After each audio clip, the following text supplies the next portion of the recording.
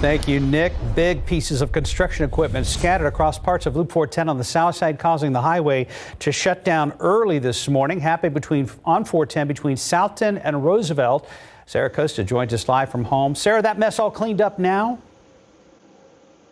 Yes, Mark.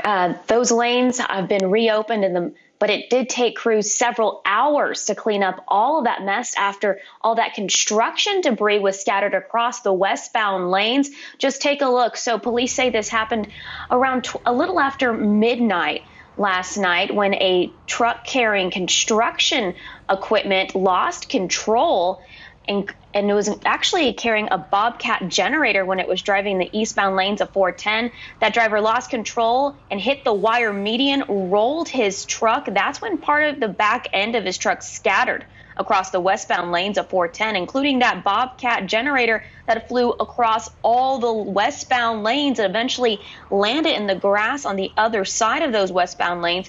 Police say thankfully no one was hurt, considering if that generator had hit a car, it could have done some major damage.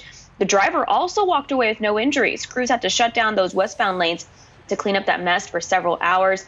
And like we said earlier, those lanes have since reopened.